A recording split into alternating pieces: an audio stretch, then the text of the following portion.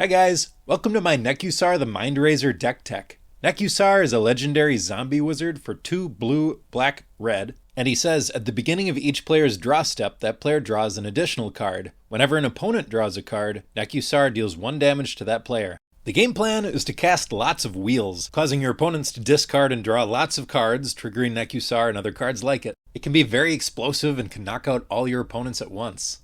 Let's start this off by talking about the wheels. First we've got Windfall, 3 mana sorcery. Each player discards their hand, then draws cards equal to the greatest number of cards a player discarded this way. And Jace's Archivist, which says the same thing, but it's on a creature, so it's repeatable. Whispering Madness is also a Windfall, but it has Cipher.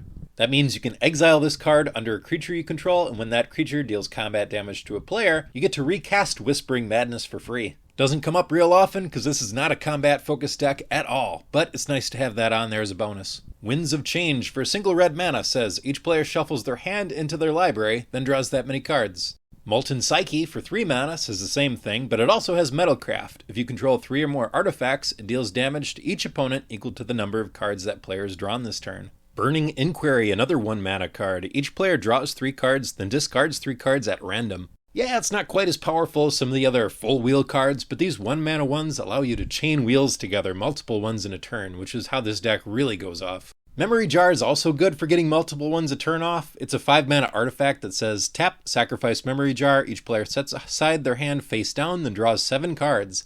At the end of turn, each player discards his or her hand and returns to his or her hand each card he or she set aside that way. Okay, 5 mana is not cheap, but it lets you keep it on the battlefield until the time is right. Then you can sacrifice it and start chaining them together. It's also uniquely nice that you get to use those 7 cards because it's your turn. You can cast anything, and your opponents are going to have to discard all those 7 cards. So they can cast instants, but that's about it. Wheel of Fortune, all players discard their hand and draw 7. Very expensive though. Reforge the Soul says the same thing, but it's got Miracle for a cost reduction. Echo of Eons is similar, but it's got Flashback, so you can cast it after you've discarded it to something else. Teferi's Puzzle Box, a 4 mana artifact that says at the beginning of each player's draw step, that player puts the cards from their hand on the bottom of their library in any order and draws that many cards. This thing just keeps going and going, and it usually really ticks off your opponents. It makes them really hard for them to plan ahead too. Dark Deal is a 3 mana sorcery that says each player discards all the cards in their hand, then draws that many cards, -1.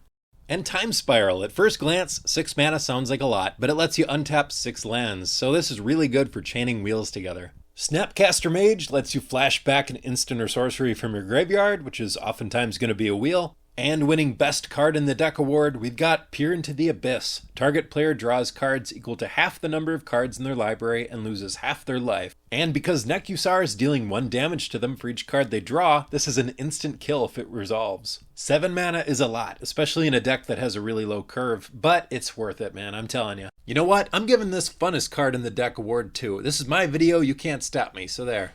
We can't always rely on Nekusar being out, and even if he is out, we want to double up, if possible, on the damage triggers when they draw. So we've got Cataract Parasite, Fate Unraveler, and Obnixilis the Hate Twisted. And then powering them up even further is Gyrison Starn, Kellermorph, who has, whenever another source you control deals exactly 1 damage to a permanent or player, Gyrison Starn deals 2 damage to that permanent or player. That's tripling up the damage dealt. Last, we've got Phyrexian Tyranny. It's a 3 mana enchantment that says whenever a player draws a card, that player loses 2 life unless he or she pays 2.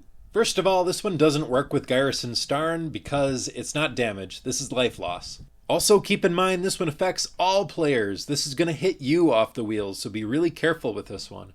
Real quick, if you're enjoying the video, hit the like button and consider subscribing if you like videos like this. It's always been a dream of mine to share my passion for Magic the Gathering on YouTube, and it's been a lot of fun doing just that. Okay, back to it. We've got 2 auras that work really nicely with Nekusar and with the other creatures that do a similar thing.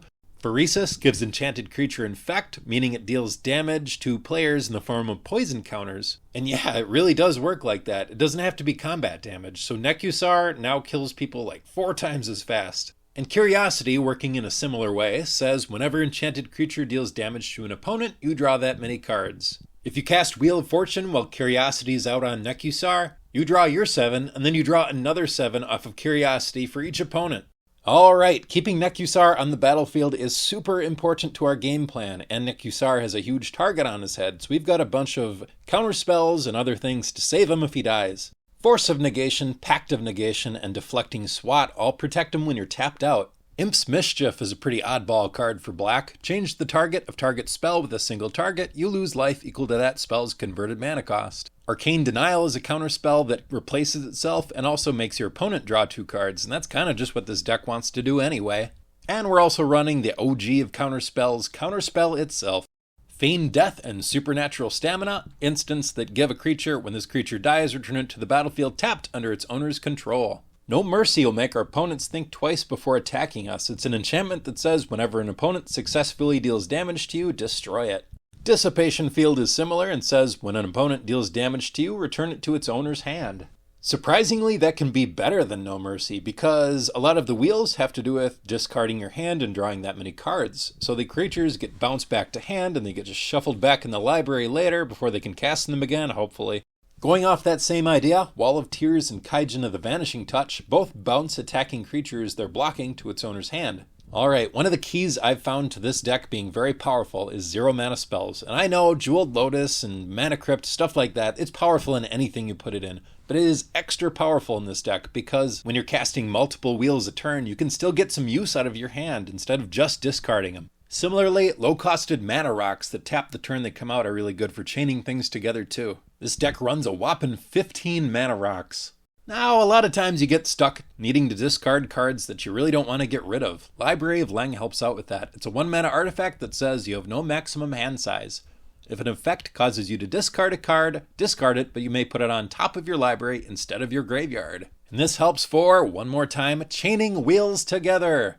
Bag of Holding is pretty good if you don't have the Library of Leng. It's another 1 mana artifact that says whenever you discard a card, exile that card from your graveyard. Pay 2, tap to draw a card and discard a card. Pay 4, tap, sacrifice Bag of Holding to return all cards exiled with Bag of Holding to their owner's hands. In some cases, that's even better. Alright guys, that is the core of the deck. If you have any suggestions, please leave them in the comments because I am always looking to make this deck more powerful. That's it for this time. Thank you for watching and I'll see you next time.